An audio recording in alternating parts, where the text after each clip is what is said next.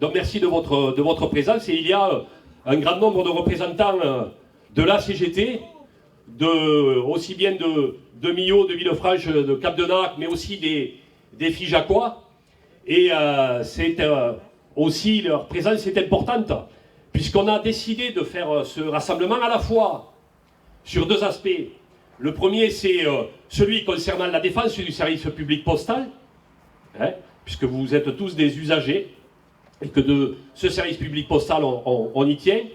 Et le deuxième aspect, qui est tout aussi important, c'est la mobilisation contre la répression syndicale qui s'abat et qui sévit. Alors, depuis plusieurs années, régulièrement à la Poste, mais pas que. Dans le département, il y a un certain nombre de camarades femmes, par ailleurs, à l'ITEP de Grèze, par exemple, mais aussi au Cheveux d'Ange à Millau, mais plus particulièrement à la FAPT avec Laurence, Céline Tabariès à Millau et Sophie Kerb à Villefranche. Et les raisons de ces attaques contre des militantes, des militants, parce qu'on a aussi des camarades masculins qui en sont victimes, ils ont un but, et je vais y venir dans un instant. Mais il me semble important de revenir sur les raisons qui amènent à cette situation. Les raisons, c'est, Laurence l'a expliqué la semaine dernière, mais je tiens à y revenir, c'est le point de départ des postières et des postiers qui, alors qu'on martèle sans cesse, de manière légitime, qu'il y a une épidémie sans précédent, qui d'ailleurs, au moment où le confinement est annoncé, il y a déjà des milliers de morts, y compris en France, malgré la mobilisation et le sacrifice du personnel hospitalier qu'on salue ici, puisqu'ils sont en nombre.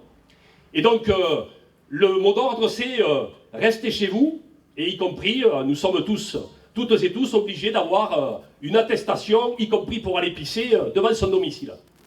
Et donc, les postières et postiers, eux, continuent à bosser. Ils font partie de cette première ligne, de ces premiers de corvée. Mais légitimement, ils considèrent à la fois qu'ils doivent nous protéger, nous en tant qu'usagers, et qu'ils doivent se protéger. Quoi de plus normal dans une période où on leur dit que le risque est grand. Et donc, il est normal qu'ils veuillent nous protéger, se protéger et protéger bien évidemment les leurs. Rien de plus illogique. Ça, c'est la première étape, hein, qui amène à ce que, dans notre pays, il y ait encore des conquis sociaux. Je dis bien des conquis, parce qu'ils ont été conquis. On ne nous les a pas donnés. Rien, le patronat ne nous a jamais rien donné dans notre pays. Ni le patronat, ni les gouvernements, quels qu'ils soient. Quels qu'ils soient. C'est toujours la mobilisation qui a permis d'avoir des progrès sociaux. Et donc, deux aspects. Dans notre pays, on peut arrêter le travail pour deux raisons. Par un arrêt de travail national, par le syndicat, ou après individuellement dans le cadre d'un droit de retrait, quand on considère que sa santé elle est mise en danger, ou que sa sécurité est mise en danger, ou n'est pas assurée. C'est ce qu'ils ont pratiqué, légitimement, de manière individuelle, collective, pour notre bien et leur bien. Et c'est à l'issue de ça que les choses ont commencé à s'accélérer, à s'aggraver, avec des pressions. Et les premières décisions qui tombent, c'est de dire à ces postières qui ont une conscience professionnelle bien plus importante que le directeur de cet établissement ou les dirigeants de la Poste de manière plus générale. Et on a commencé à leur retirer une part de leur salaire sur ces périodes de droit de retrait. Et effectivement, vous vous doutez bien que quand on travaille à la Poste, les salaires sont conséquents et qu'on peut se permettre de vivre sans 500, 600 ou 700 euros, bien évidemment. Comme ça ne suffit pas, de rien Patrick, on connaît le niveau de ton salaire. Et donc, les choses s'aggravant, on décide de saisir la justice. Et donc, je vais abréger, mais décision du tribunal qui nous donne raison, position et décision de l'inspecteur du travail qui nous donne raison, mais malgré ça, la direction de la Poste continue. Et donc elle est hors la loi. Elle est hors la loi, on est bien d'accord. Et d'ailleurs, un petit parallèle. Alors, ça n'a rien à voir avec les forces de l'ordre qui sont là, qui sont d'ailleurs dans le bassin respectueux des mouvements sociaux, contrairement à certains endroits. Moi, je fais un parallèle entre le code du travail et le code de la route.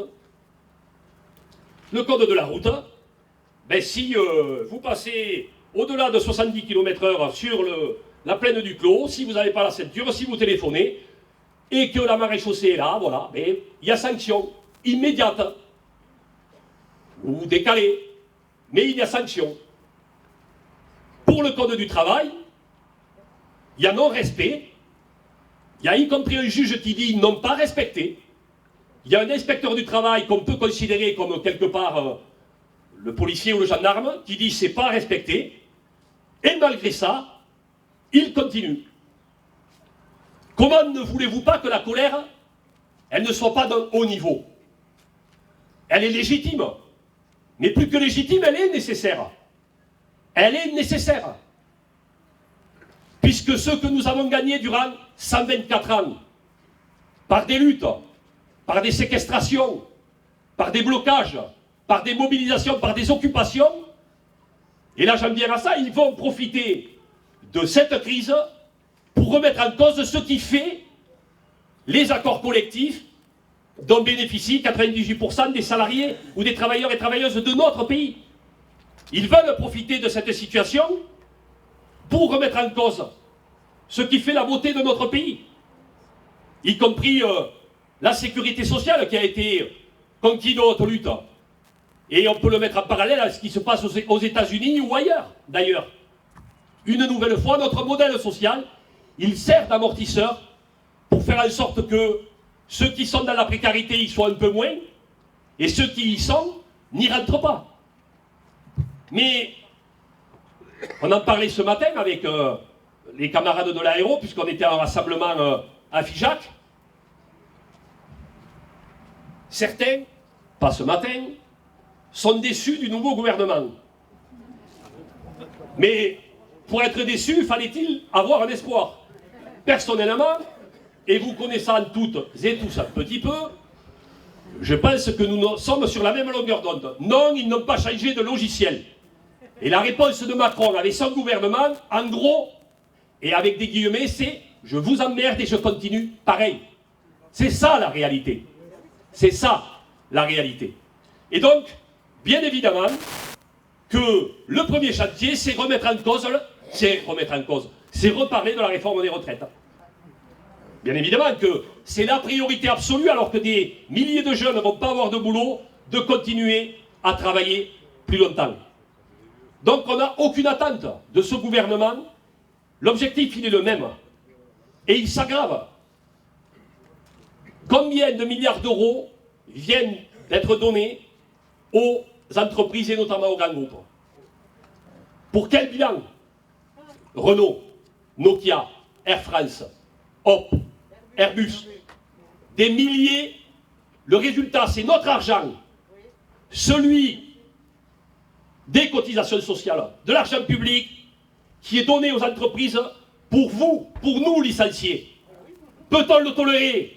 C'est inacceptable. Et donc, et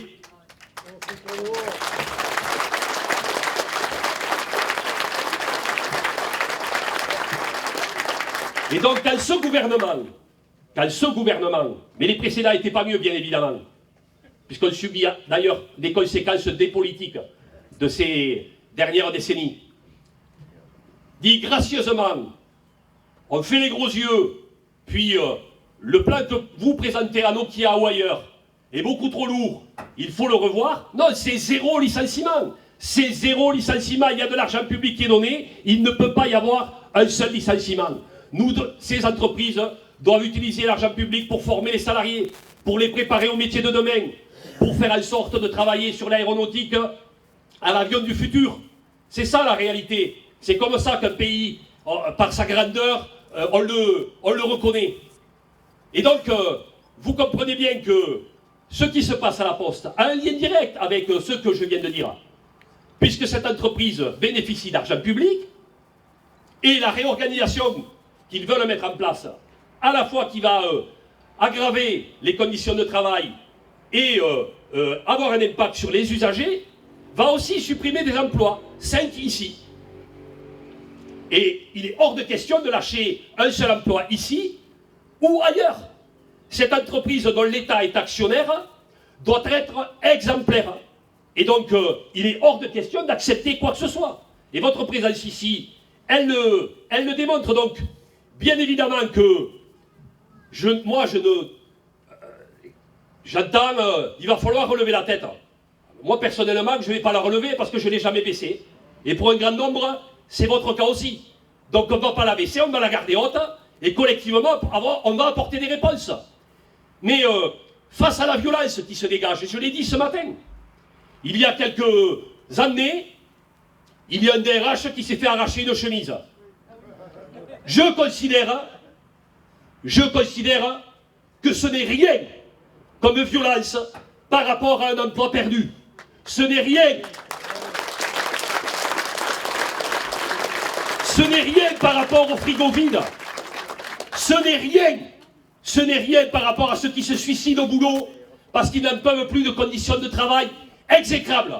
Ce n'est rien. La violence, elle est d'abord sociale. Et nous n'avons de compte à rendre à personne. Ce que nous revendiquons, une juste répartition des richesses pour plus de justice sociale et environnementale, c'est pas mérité.